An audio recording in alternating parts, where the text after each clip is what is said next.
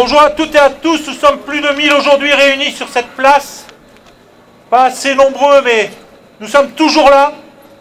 Pas de surprise, le 31 décembre, le chef de l'État a confirmé lors de ses vœux télévisés qu'il méprisait les colères et les revendications des très nombreux salariés mobilisés contre son projet de retraite par points. Pourtant, depuis le 5 décembre, un profond mouvement social existe.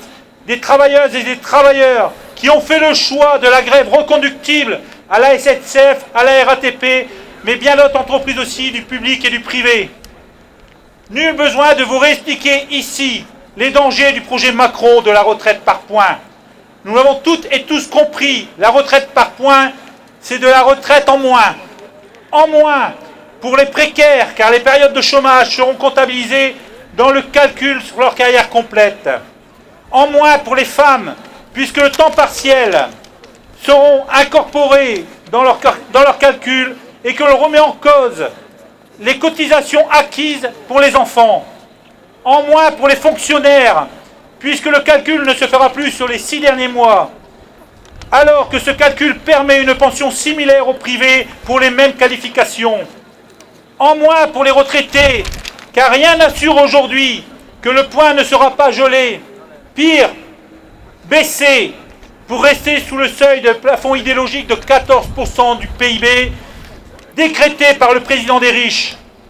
En moins pour les jeunes qui verront toutes les années comptabilisées au lieu des 25 meilleures années et qui devront travailler plus longtemps s'ils veulent survivre à la retraite.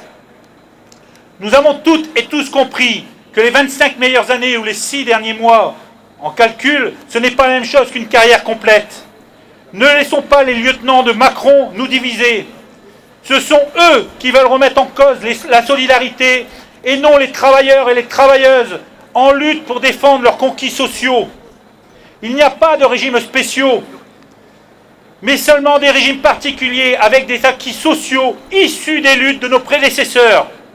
Plutôt que de vouloir niveler par le bas, revendiquons haut et fort que nous voulons toutes et tous un régime particulier qui permet de satisfaire l'ensemble de nos besoins à la retraite. Revendiquons le fait que nous ne voulons pas perdre notre vie à gagner chichement en dégradant notre santé au travail et en voyant notre espérance de vie en bonne santé régresser. Ne nous laissons pas berner par les promesses hasardeuses de divers ministres qui lancent depuis le 5 décembre pour faire croire que nous ne serons pas perdants avec le projet Macron, sans jamais nous le démontrer. Cette bande de godillots sont dans l'incapacité d'expliquer la soi-disant avancée sociale aux Français, certainement parce qu'ils n'ont pas compris eux-mêmes cette réforme. On le sait, les promesses n'engagent que celles et ceux qui veulent y croire. On nous dit aujourd'hui, mais voyons, ne vous inquiétez pas, la valeur du point sera marquée dans la loi. Mais jusqu'en 1993, les 10 meilleures années pour le privé étaient marquées dans la loi. Jusqu'en 2003, la décote n'existait pas dans la loi. Jusqu'en 2010, on ne travaillait pas 43 ans. Alors, messieurs, mesdames du gouvernement, permettez-nous de n'avoir aucune foi en vos paroles. Nous connaissons trop la chanson hypnotique de la confiance pour y croire aujourd'hui. Et compte de l'hypocrisie de ce gouvernement, on découvre que la fève dans la galette des rois du palais présidentiel revient à Jean-François Cirelli, patron de la filiale française du fonds d'investissement BlackRock. Il a été promu mercredi 1er janvier au rang d'officier de la Légion d'honneur sur proposition d'Édouard Philippe. Ce gouvernement nous dit main sur le cœur qu'il ne poussera pas les travailleurs et les travailleuses vers les fonds de pension et le mode assurantiel. Et c'est nous qu'on traite de menteurs.